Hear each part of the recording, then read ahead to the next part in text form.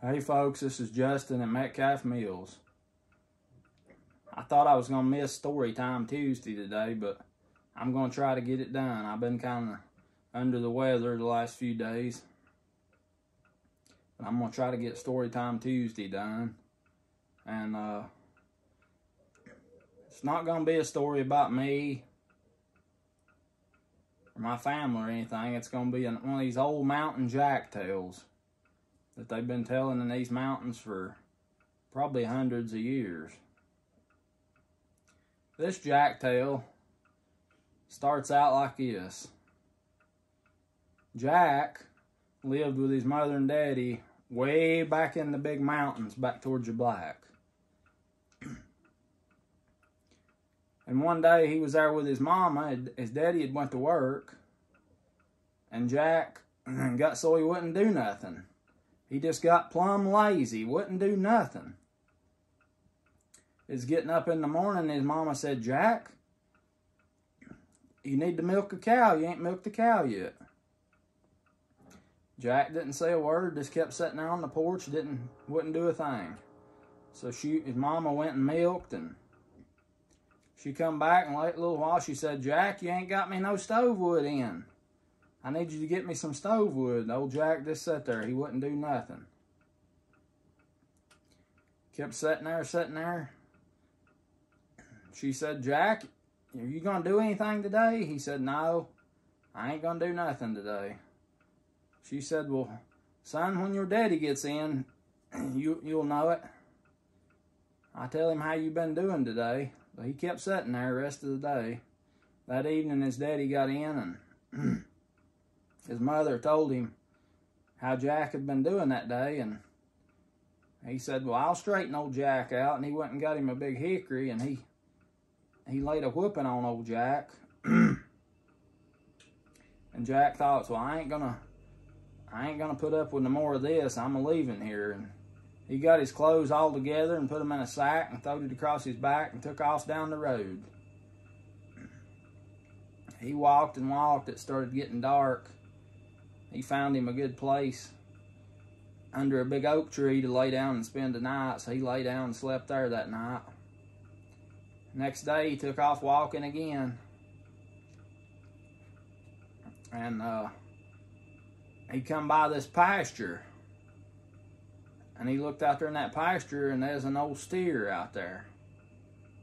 Standing out there, had his head down.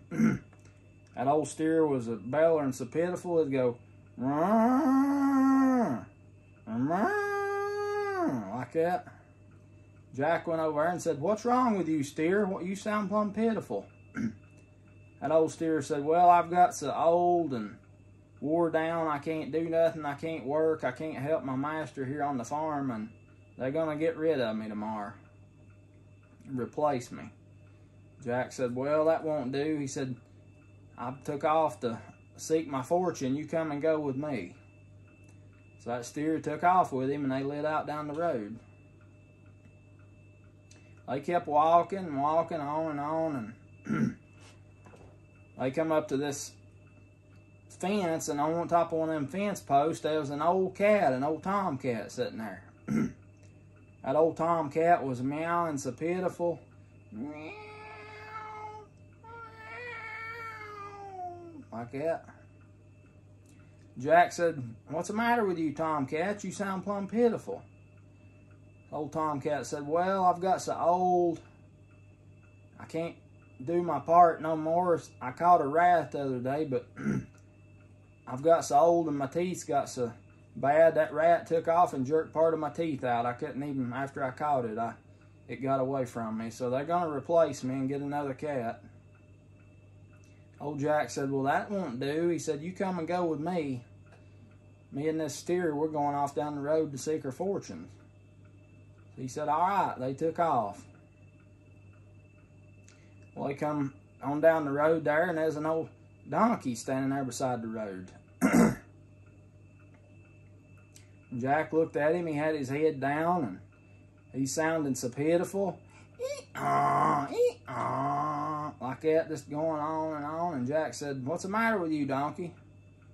He said, "Well, I've got so old, I can't can't help my master here on the farm. I can't pull a cart or do nothing no more. They're going to get rid of me tomorrow. Jack said, well, that ain't no good. He said, you just come and go with us. So he took off with them down the road. And they went on down the road. And they come up on this little road, little fork of the road there. There's an old dog sitting there. And that dog was laying there just a whining so pitiful. And they said, dog, what's wrong with you? Dog said, oh, I've got so old, I can't hear, and I ain't a watchdog no more because I can't hear, and they're going to get rid of me tomorrow. They're going to do away with me. Jack said, well, that won't do. You just come and go with us. We're going down the road to seek her fortune. You just come and go with us. He said, all right, and they took off down the road. Well, they come up on this little bush on the side of the road, and there's an old rooster sitting up in that bush, crowing so pitiful. He's saying, cock-a-doodle-doo, like that. Jack said, rooster, what's wrong with you? You sound plumb pitiful. He said, well, I've got so old I can't hardly get around, and I heard them talking the other day, and they said they was going to put me in a pot tomorrow. Jack said, well, that won't do. He said, you come and go with us. We're going down the road to seek her fortunes. You can go with us. Old rooster said, all right, I'll go with you. So they all took off down the road. Well, they walked, and it started getting dark.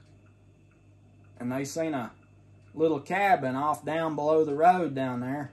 Had a little light on. Jack said, we need to find somewhere to stay all night. Let's go down there and ask them people if they'll let us stay all night with them. So they took off down there, got down there at the cabin, went up on the porch and knocked on the door, and nobody didn't answer it. They knocked again louder, and nobody didn't answer. So one of them turned the doorknob, and the door was open. It come open when they turned the knob. They went in and was looking around. There's a table over in the corner, had a bunch of money on it, and there's some food laying there and some old clothes and stuff. And one of them says, golly, Jack, we're at the highway robber's house. We better get out of here. If they catch us here, we won't ever get away from here. So they started towards the door, and old dog said, oh, it's too late. I hear them coming down the road right now. Jack said, we better hide. Let's hide. So the old cat ran and got in the fireplace, covered himself up with ashes, rook ashes up over him. The dog got behind the chair that was sitting there and hid. Jack got him a stick of wood and got behind the door and hid. The old donkey ran outside and hid under the steps. The old steer ran up and hid behind a tree up there next to the fence, out of the edge of the yard. And the rooster flew up and hid up on the gable of the house. Well, them robbers come down there and they was standing there talking. One of them says, I'll go in and build a fire and get everything ready.